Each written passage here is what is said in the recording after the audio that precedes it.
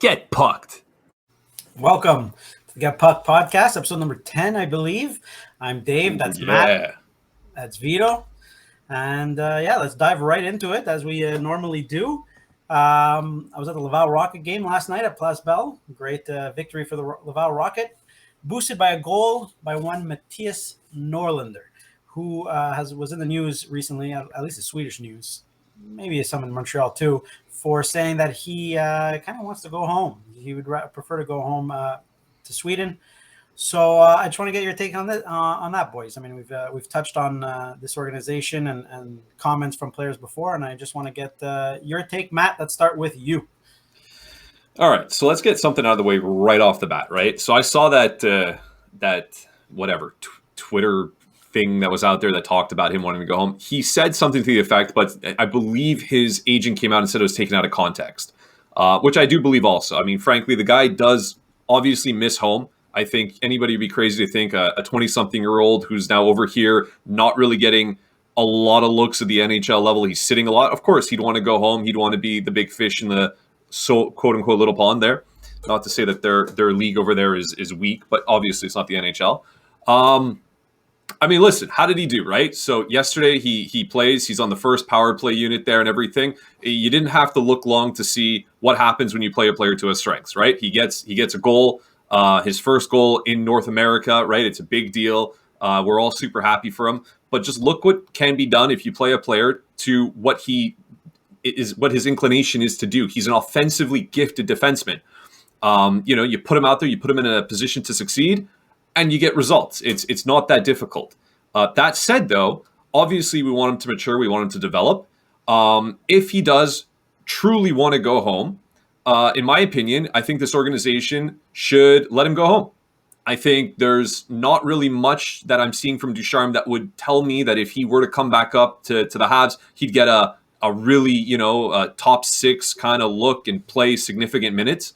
If he's going to sit in Laval, I don't think Laval is that much more ahead of the curve than his league back at home.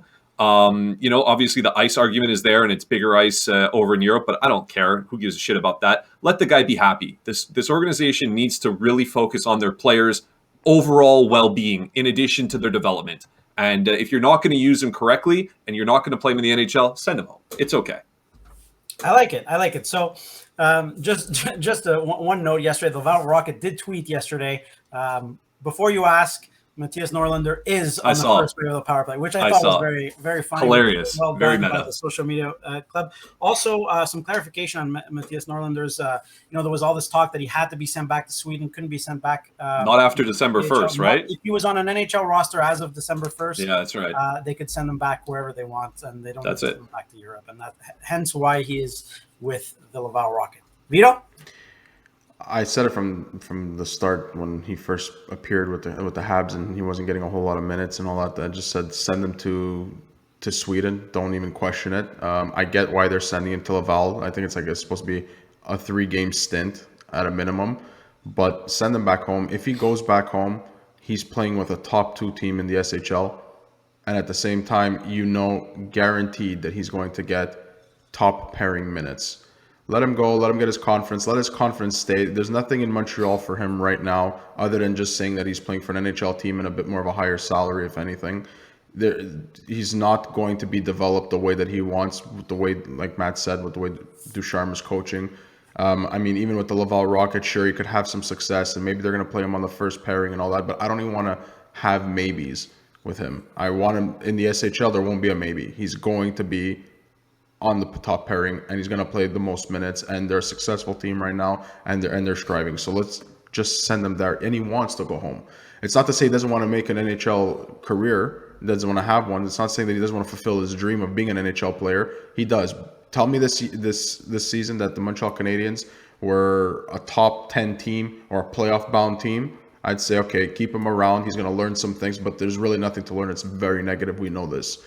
So just let him go back home where it's a little more positive. He's going to be surrounded by family, and that's that. And he's going to play his game, play to his strengths. They know how to use him there. And when he comes back, at least he's going to come back with a bit more of a positive mindset than what he just witnessed. I mean, he came to the Montreal Canadiens, and it was great. He got to see how the Bell Center was on the first game while he was there before he got hurt. Then all of a sudden they start losing. They go on this major funk. Players are getting hurt. GMs are getting fired. Coaches are being questioned every day. There's so much negativity. It's in my opinion, it's not a very good first impression for this kid. Does it worry you guys a little bit that this is a little bit more, anher player that's seemingly unhappy on their player development side? Does it worry you? No, it doesn't worry me. Like, I don't think he's unhappy. No, but like, obviously a hockey player wants to play hockey, right? Like, nobody wants to be the seventh guy out if he on defense, right? Or the 13th forward or whatever. Like, you don't want that. But if you're around the team, and like Vito was saying, if maybe the team was surging, if they were first in the league, everybody was rolling. Okay, maybe he understands. I'm around a positive team. I'm still with them. Things are going well. I'm seeing things progress that way. Maybe, okay. But if your team is playing like dog shit, like the Habs are playing, and it's negativity every day, and you got people's heads are rolling and all this stuff, yeah, I mean, you don't want him around that. I get it, especially if you're not going to play him. So I don't think he's unhappy with it. I mean, you can go even McNiven thing, right? Like, look what happened to him. He bitched that he was unhappy, and what has he been doing? Right? Like, you need to be around a positive environment. That's my main point. Send him home. Yeah, and think of it this way, right? He's supposed to be part of the Habs decor, or at least be number 7, and then work his way into a few games here and there. Or maybe, if he was going to be the player that we're all hoping he'd be somewhere in the top 6 definitively. Instead, they go get Clegg. They went to pick up Niku. It's like, even him, he might question himself, saying, where do I stand? Now, at the time when they claimed Niku, okay, he was still hurt, but where does he stand? It's like, am I number 7? Am I number 8? Am I number 9? Am I number 4? Like, where am I on this roster? Send him home. So send him home. All right. And as far as Dave, your point or your question there in terms of another kid, I mean, yeah, some people will look at it that way, that it's another kid or another player that's complaining or stating that things are not going right, or they're not being played the way that they should be. I'll say this: maybe we're overthinking it with Norlinder, but it's still another player that people are going to be using, or in terms of that information, or in terms of that Habs trash talk that they need to do. It's still some more hate like ammunition, if you want to say, to give to somebody to use against the Montreal Canadiens. Right. Okay. So let's, so we're speaking of the Laval Rocket now. The Habs have called up Ylonen. He's slotted on the 4th line in practice next to Paquette and Pizzetta. That's right. Okay. I think you've answered my question there. Can we move on? No, I'm just joking. So yeah, I just want to get your thoughts. What are your expectations first off of Ylonen as a prospect, and also in this call up? What could be my expectations? Like, what can I reasonably expect as a fan of this team? If the kid has a ton of skill and you throw him on as a plug on the 4th line, and on this team he's going to play 3.5 minutes for an entire game, what can I expect? How much could I see of him on the ice to really even get an expectation that, hey, he's got 14 points in like 17 games in the AHL. His offense is surging this year. He's looking like a dynamo. He's playing the top lines there. And now you shove him on the 4th line, and you got him on a 4th line with, I think it's Paquette as his center. Like, what can I expect? If you're going to bring him up, if your team is depleted, basically the Habs tonight are going to ice a team that is half the Rocket. Why not go balls to the wall? Why not see what you got with this kid? Put him on a line with, I saw someone write, with Paling and Caulfield, man. Like, that's dynamic. Let's see that shit on the ice. What the fuck am I going to see with him with Paquette on the 4th? On a checking line? Like, it's just, the deployment makes no sense. I would be very, very, very interested to see what this kid can do with top talent in the NHL level. But I'm not going to see that tonight, so my expectations are non-existent. Fair, Vito? If he's not playing in the top 9, then it's not going to work out. His strength is not to be a checking winger on the 4th line. Thank you. His strength is to produce some offense. I always said that, the day that the Montreal Canadiens would move on from Lehkonen, that Ylonen could step in, obviously in a different role, because Lehkonen's defensive game is a lot stronger than Ylonen's defensive game, but Ylonen has a bit more offensive upside than Lehkonen does. Now, I'm not saying that Ylonen's going to be a top 6 forward, and he could, break records and all that. But Don't know unless you try him.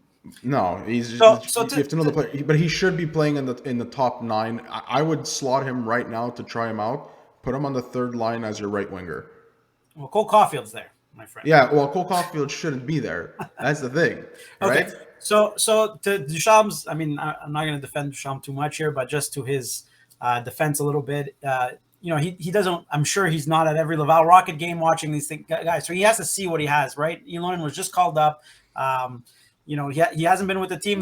Maybe he'll start on the fourth line. Dave, what does he have to see? His team. The organization doesn't talk to each other. He can't get on the phone and call Réjean, whatever his name is, who's the coach down there, and be like, "Hey, man, what am I getting?" Réjean's his dad. That's his father. Whatever his dad, whatever the hell his name is. Yeah, but my point guys, if you're how does he not know what he has? Your job on the line. You want to see him from your own eyes. You want to see how he slots into your beautiful system. It's been working great. Are you trying to provoke me, Dave? Beautiful system. Are you trying to provoke me? You gotta poke the bear sometimes, Beautiful system. I still don't know what that system is. All right, let's move on from Dom Duchamp. Let's go to the general manager position, which is, as we know, vacant. Jeff Gordon has said after Christmas we'll be expecting somebody to be slotted there. This week, word comes out that Jeff Molson has reached out to Bob Gainey to help facilitate the search for a new general manager. So we'll start with Vito this time. I wanted to get your thoughts on the Habs reaching out to Bob Gainey, of all people, to help with the search. Well, listen, when it comes to Bob Gainey, he knows exactly what it's like to be a Montreal Canadian as a player and as a general manager. This is a guy that went through hell personally while being with the Montreal Canadiens, and he made some questionable decisions while he was the general manager.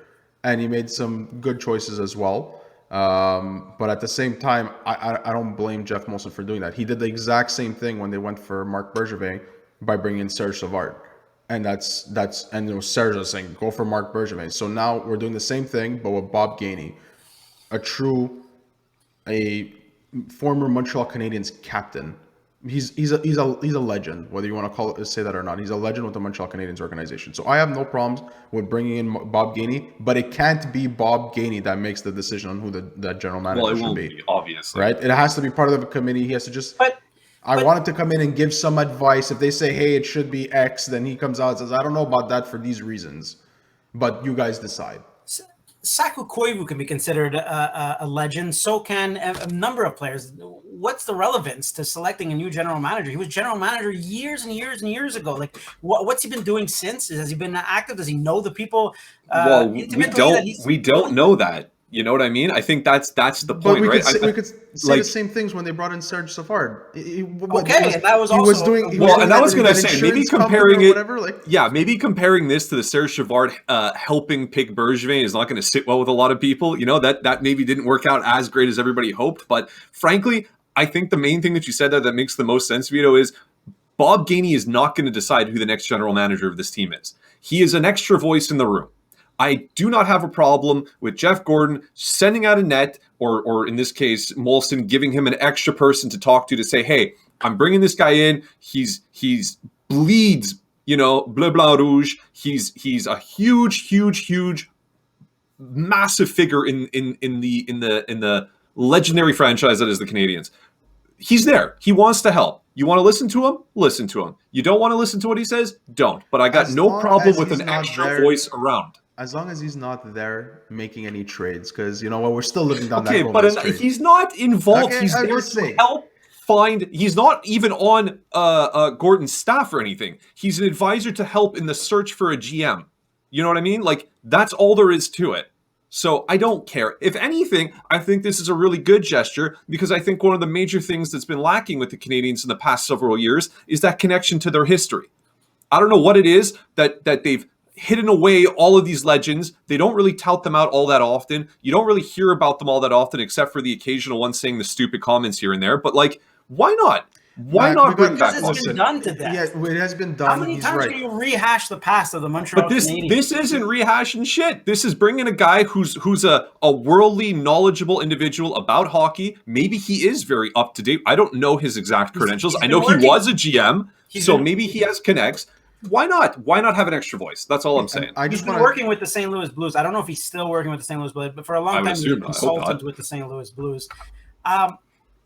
To me, it's a step backwards. You want to be progressive. You want to be advanced. It's just why? What's the point of having Why not, though? That's my other point. I don't think it's going to hurt. Can you tell me how exactly Bob Gainey is going to hurt in the search for the next GM? It could definitely hurt. If he's an old school type of guy who wants the same rehash, he wants to bring in the same. But it's Jeff Gordon's decision. It's Jeff Gordon's decision. But if you have Jeff Molson in your ear, if you have, who's proven that maybe he doesn't have the best decision making in terms of hockey personnel, and then you have Bob Gainey there as well, and then who else are you going to bring in? You're going to bring in all these old guys, and it's 8-on-1 versus Jeff Gordon, who wants someone progressive. Of course, it can hurt. You're not going to tell me that having a spot in a room, I don't know, man, on a huge decision cannot affect the team negatively. It can. Obviously, it might not make Jeff Gordon's life as easy as it might have been if he had carte blanche to take anybody he wants. If he has, for whatever the reason might be, potentially that Bob Gainey's there and saying, "Hey, you want to take this former agent that has zero experience? Maybe think about XYZ." Maybe it'll slow down his decision making, but at the end of the day, I have to believe that Gordon took this job when he sat down with Molson. They negotiated what, who does what, and whatever. He must have said to him, "If you want me, Jeff Molson, then I run the show. I pick my team, I pick my staff, I pick everything. I got the end result." And I have to assume that that's what's the case. So if that is the case, I don't care if the big man in the sky himself comes down and whispers into Jeff Gordon's ear, "I think you should take this guy." It will be Jeff Gordon's decision. Point final. I think you have a lot of faith in the. I have to. I have to have faith in it. How it's going to be run. I have to. Listen, I just want to jump in. I just want to jump in on the point that you said, Matt, about looking, remembering the history and all that. We can remember the history without constantly involving the history in future decisions. That's fair. And again, with the history, It's like the one knock on the Montreal Canadiens is their constant reminder. You have any argument with a Habs fan, and it's like, "Oh, we have 24 cups, and look at the history and this and that." It's like at one point, you got to move on from that, and especially if the 24th cup. That's who they are. Okay, listen. Can't forget that they're the most winning franchise in sports. That's fine. In terms of champions. But the 24th cup was won in 1993, and I'm going to be the first one to say it's been long enough. Tell me this cup was won 5, 6, 7 years ago. We can still say, "Okay, look at it, we won a cup." It's 1993. Exactly. And Matt, you know why they're not touting out and bringing out these old legends? Because they're dying off. No offense to anybody. They're going to be gone. 10 years. So use them while you're still there. If you don't have a winning team since 1993, why wouldn't you want to bring a guy who's got a bajillion fucking cups? Matt, the next generation of fans are eventually going to get to a point where they're not going to know who the fuck a Guy Lafleur was unless people talk about Guy Lafleur. That's my point, boys. You're talking about history. The moment you stop remembering and bringing out these guys, they become forgotten. Then you just become a team that is sitting 31st in the league in your shit. Okay, all we have right now is our history. Between 1994 and 2000, and right now, has you not had enough history? You didn't have the Rocket Richard at the Forum and the touting out a bit, bringing 1 million of those people, and at the Bell Center, and then in the Century Celebration. I'm a sucker for history. I'm a sucker for history. I think a lot of fans are as well. I'm not saying bring them all in, bring in Guy Carbonneau again, bring back all these guys. I'm not saying that. I'm not saying that they should make day-to-day decisions, but I definitely do not see the harm with having an extra voice in the room just to add a little extra something. I don't see a problem with that. They didn't bring in the entire 1975 fucking Stanley Cup. But if you're going to bring in Bob Gainey, if you're going to bring in Bob Gainey, one guy. If you're going to bring in Bob Gainey, bring in somebody else, bring another former Habs players, and let them fight it out in a conference room. But also, so you're telling me that when whoever they hire now is done, Jeff Gordon's done, you're okay with them bringing Marc Bergevin to come in and make the next move, and then you're going to be I'm not saying that. There's a difference. Not put words in my mouth. I am not saying that. Between Marc Bergevin, there's a difference. What's the difference on an administration side? What's the difference? Okay, on an administration, you see now that's the key. The guy won cups as a player. That's completely different. Bob Gainey is not back on the administration side. He is an advisor to a search for a GM. But that's what I mean. So you're okay with Marc Bergevin? What's the difference between Marc Bergevin and Bob Gainey? 25 years from now, if they call Marc Bergevin and say, "Hey, Mark, you're sitting around doing sweet nothing. We're looking for a new GM again. We'd like to have you come over here and help us find one." I would have no problem with that. It's an extra voice. don't tell me it's Marc Bergevin's decision to find a new GM. Let him be the voice. So why not stop there? So you're telling me when they find a new coach, you're going to be okay with going to see Dom Duchamp and asking, hey, who could be the next coach of the Canadiens? At what point does this stop? No. Why not? He's had the same amount right of success as Bob Gainey. No, the point stops right. Unless, okay, you know what? Here, if they came out tomorrow, hold on a second. If they came out tomorrow, hypothetically, and said, we got on the horn and we called Scotty Bowman, and we said, Scotty, we need you back here. We're going to be replacing Duchamp. We'd like you to be helping Jeff Gorton find a new coach. Would you have a problem with that? Yes! The guy's 100 years old! Crazy. The guy's 100 years old, man.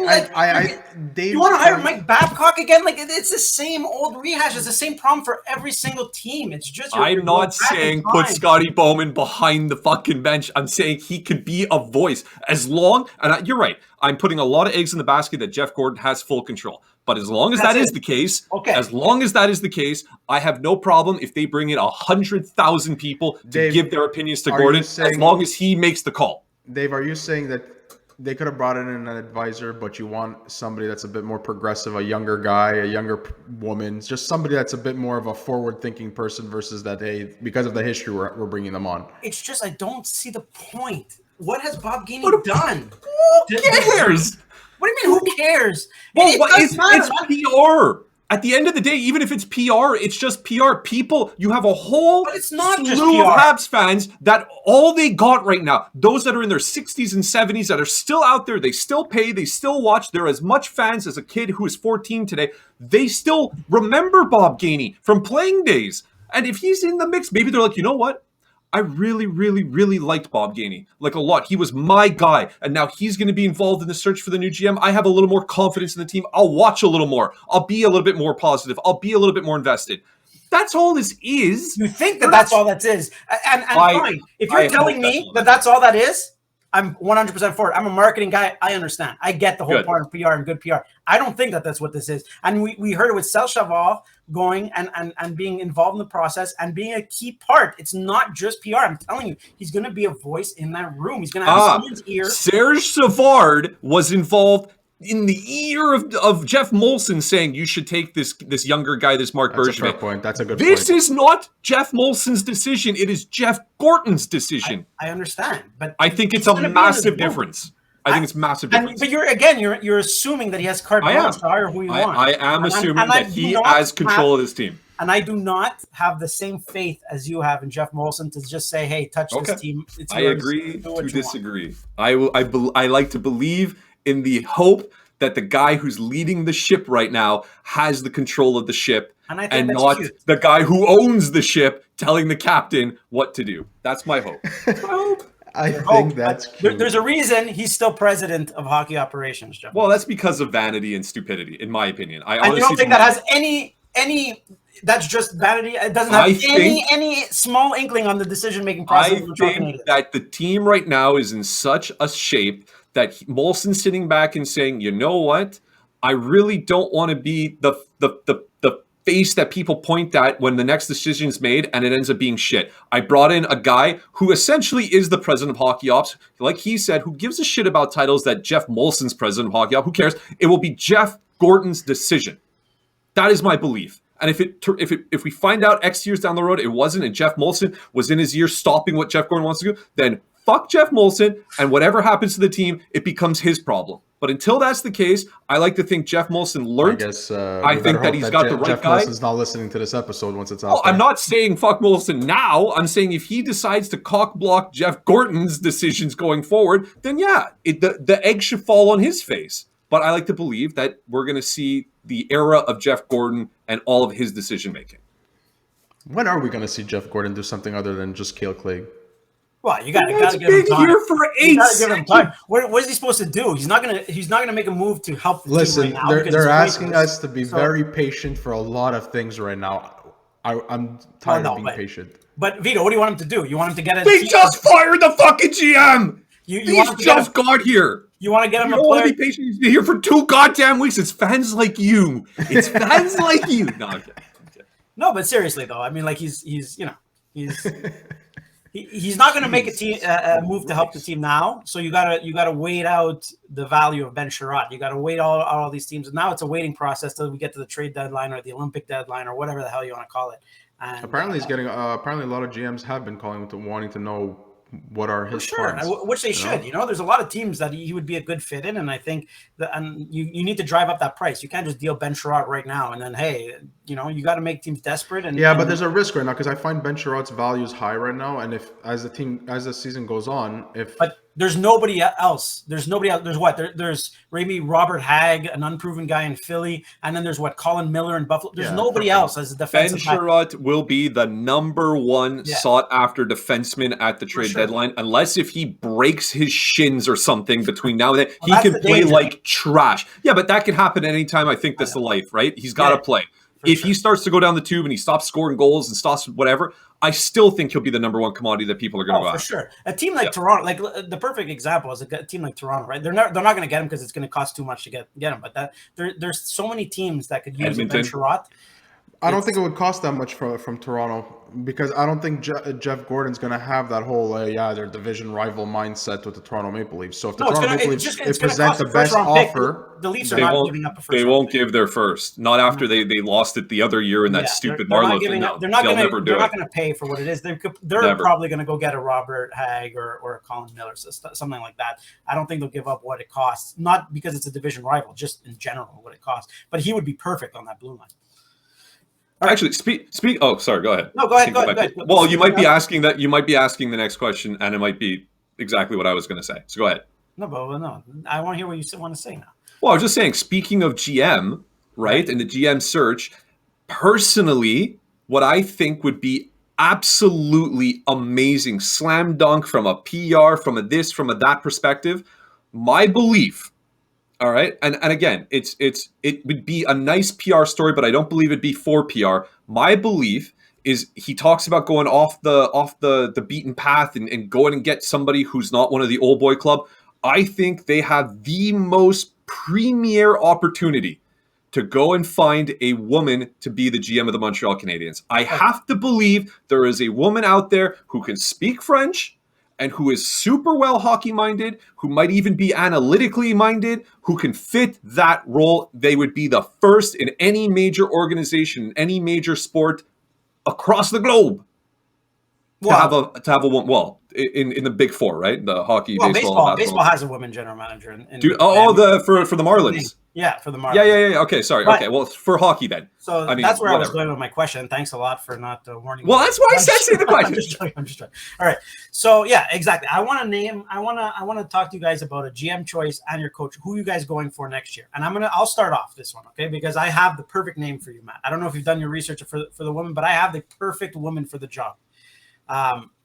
There's a woman named Émilie Castonguay. I don't know if you've heard of her. She is a player agent, the only woman player agent in the entire NHL. She's Lafreniere's agent? Yes, exactly. Yeah, okay. She's Lafreniere. Yep. So she has dealt with Jeff Gordon before. Mm-hmm. She's also Cédric Paquette's. You want to put a feather in the cap? Boom, Cédric Paquette. She is. Is it a feather? Okay. A little feather. Okay. But she is bilingual. She has interned with Pierre Gauthier when he was a GM of the Montreal Canadiens. She has a law degree. She's a player agent. She's involved in everything, and she has experience with Jeff Gordon. I think that she would be the absolute perfect choice for general manager because I believe that this general manager that comes in has to be progressive, see the game differently, be out of the box, just as Jeff Gordon said, but also be someone that you can groom and train into being one of the great minds to actually eventually take over from Jeff Gordon in the decision-making role down the line. And I think that she would be a perfect candidate for it. I think it would bring definitely good PR, but I just think that her experience, she's already in the game. She's in, there's a lot of these names that they're on the women's side. It's not the same thing. There's going to be a huge learning curve. I think that she's experienced already in negotiation. She's experienced in these type of things. She knows probably all the general managers through her players and these contracts. She has 7 players, I believe, in the NHL. I think that she would be a perfect fit. So that would be my choice for general manager. And as for coach, I'm going to go off the board too, and I'm going to say it because my boy Mitchie Gallo talks about him constantly, and that's Pascal Vincent. I don't know if you've heard of him, but He's doing good things, and he's been around. He won Coach of the Year in the AHL with the Manitoba Moose. He won GM of the Year in the Q, like I don't know, 15 years ago. It was But a long time ago. Okay. he's been in the NHL around forever. He's bilingual, speaks both. I'll let you guys go at it. Gaston Gay Vincent, that's my choice. Coach. Sorry? Currently he's the associate coach for the Columbus Blue Jackets. Columbus, exactly, yeah. So Vito, I'll go you first. Give me your choice. All right, so for general manager, I would go with Pat Brisson. Okay. Out of the box again. I like it. Yeah, so I would go with him. Mark Bergevin 2.0. Okay. No, it's not They're even. tight. I'm kidding. They are tight. They are tight, but I figure there was something that Dave brought up last episode, if I'm not mistaken, where he said we would need somebody who can negotiate the contracts, a strong negotiator. And I feel that given Pat Brisson's history and being one of the best, if not the best player agents out there, he's learned a thing or two about negotiating. And I think he would complement Gordon, who's primarily been, rebuilds and draft and scouting, and that's his strength. And I think somebody like Pat Brisson could definitely complement him in that way. But I will say that I would want a woman as an assistant general manager to also learn from both those and complement each other. So you mentioned Emily Castonguay, which is a great choice, and she's also an agent. So the negotiations would be pretty tough there. But as a woman, I'm going to throw out some out of the box guys. I don't even think it would ever happen, but I'd say bring in Chantal Machabée or Manon Rhéaume. Okay, that is interesting. Okay. So I will say that. Why Chantal Machabée? One, she's got a lot of respect. I think if she wants to get away from TV and the media, she can probably be an assistant general manager. She's been around players. She knows she's watched enough hockey to probably come off and have a bit of a player's mindset. It would be definitely a new adventure and a new challenge for her. I'm not sure if she'd want to do that. And in terms of Manon Rhéaume, I know that's like so out of the box. I think today she's like, she's broadcasting for the Red Wings, and she recently got a gig for that. And at the same time, she coaches like the little leagues, and we know what she's done as a hockey player. So I'm like, why not out of the box, something like that? Who knows if she wants to take that kind of a challenge and go for it. As for the coach, you said Pascal Vincent. That was actually my choice, believe it or not. So I'm going to say that if I had to rank, I'd say Benoit Groulx would be the next one. Oh, you bastard. You took mine. And I'll even go as far as saying, in case we're all worried about, we got a Ducharme situation where he might be too scared to piss off veterans or whatever the case may be. Oh my God, I can't believe I'm going to say it. Bring Patty Roy, because he won't give a shit about the veterans or the young kids. You play, that's it, end of story. Perform. I'll speed through my answer because you guys actually said both of my answers. So yeah, in terms of a woman to kind of be the GM, I didn't quite have a name, but you made an excellent argument for Emily Chateau. What's her last name? Castonguay. So I'd be super thrilled with that if that were the way they go with it. For coach, I had Benoit Groulx also. I really like what he's been doing over there. I think the development in the Tampa Bay organization proves that this guy knows how to deal with young players, something that I believe the Habs are going to be for a long period of time going forward, a very young team. So having this guy at the helm, I think, would be very, very smart if you can pry him away from Tampa. Other than him, my long shot, my dark horse would have been you go and give a call out to the West Coast and you say, hey, Joel, I know it didn't work out so well before, but maybe you want to come back. So Joel Bouchard, I think, based on what he did with the Laval Rocket, and I know that there was a little bit of story, a little bit of not so great words that were said after he left about maybe how hard he is on certain players or whatever, but results are results. And that Laval team was solid. I got a question for you both about a coach. He's bilingual. He can speak French. It's not as strong, he's not strong at it, and he's a bit old school. But what about Mark Crawford or Bob Hartley? Bob Hartley will never come back, and no to Mark Crawford. Man, Dave? You gotta think forward, Vito. Yeah, I understand. I'm not saying I want that. Entire league, this whole league has been held back because it's just nonstop retreading of the same old. I think you guys know with my rant on Bob Gainey that I'm not for that anymore, man. Hockey has evolved. Just Agreed. everything. I can't do it anymore. I can't. That's do why I it didn't say properly. Guy Boucher, by the way, Oh, who Guy also Boucher. might have been a guy who might even still be in contention. I don't personally think that'd be a How good Guy fit. Boucher could be in contention blows my mind because Guy I would Boucher. have This put is Guy Guy Boucher. Boucher. He comes in, makes a great difference. They go on a little run, and then everybody tires of Guy Boucher, and they go down the drain. To speak Hold on, I French, want and to. there's only so many of them out there. So given There's the a lot limited, of options to speak French. There are. given the limited pool that there is, and I would have said, okay, Guy Boucher would have fallen as under like an honorable mention probably until he recently said that they should build the team around Lekkonen's work ethic, and I just said, here we go again.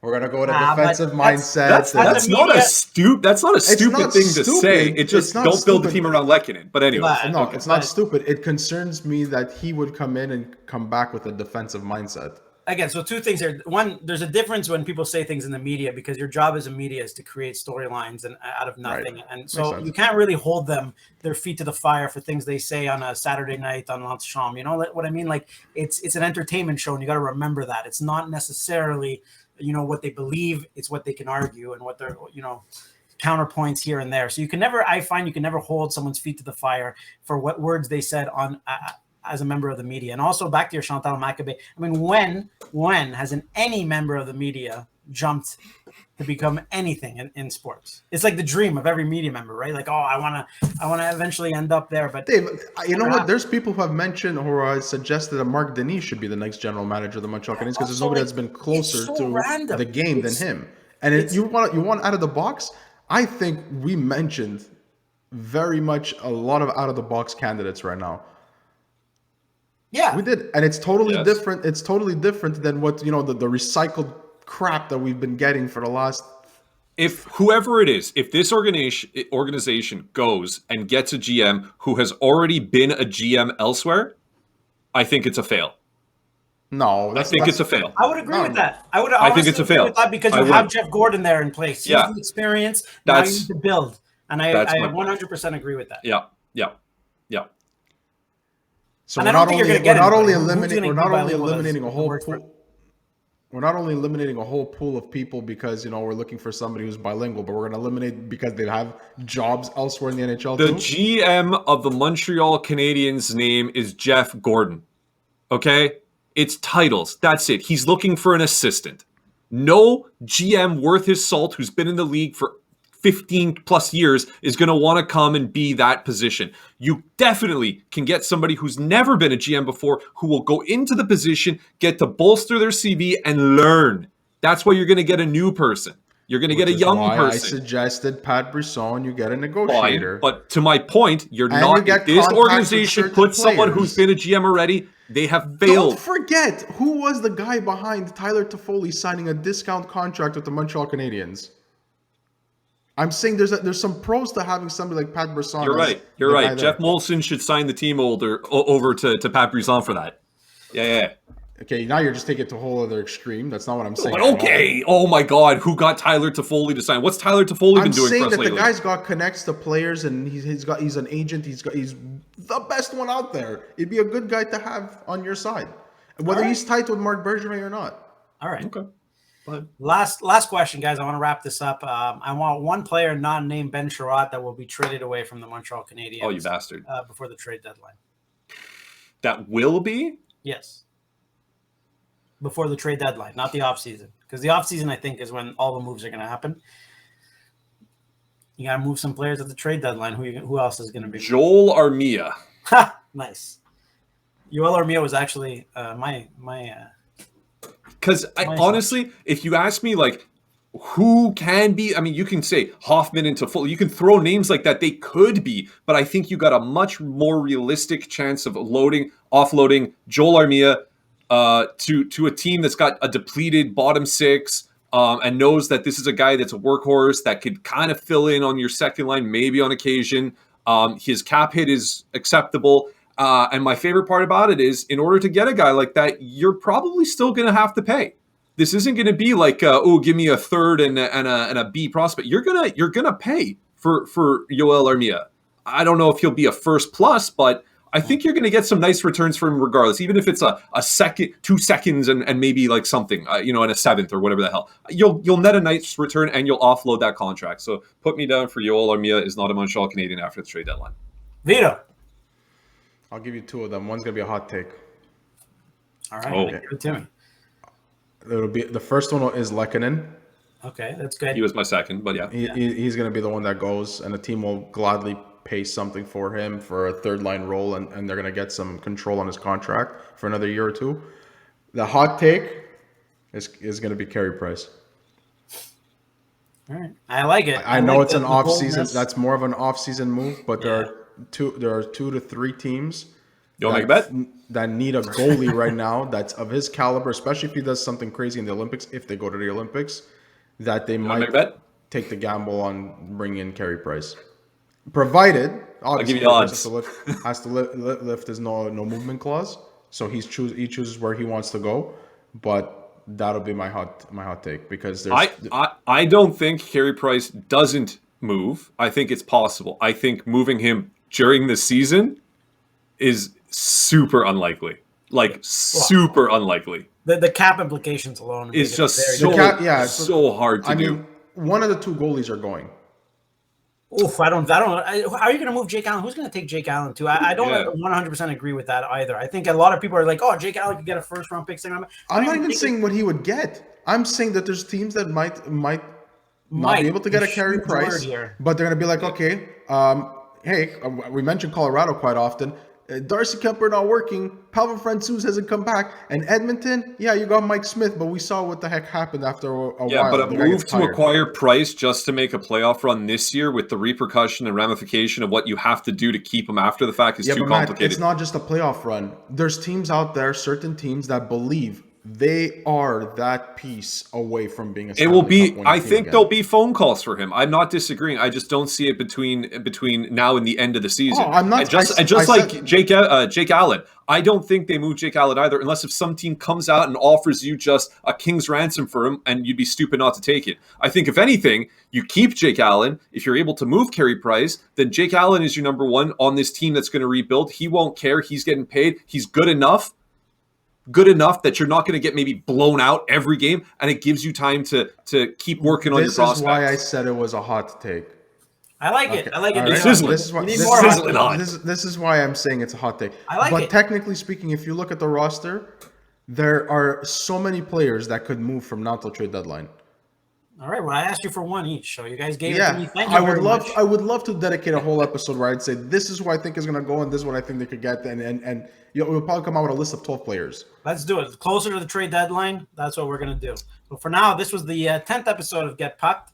And hope you subscribe, like, share with your friends, tell your friends, email your aunt, your uncle. Let them know there's a hot new podcast on the scene. And there you go. Until the next time, gentlemen. Get pucked. Thank you very much. Thanks, guys.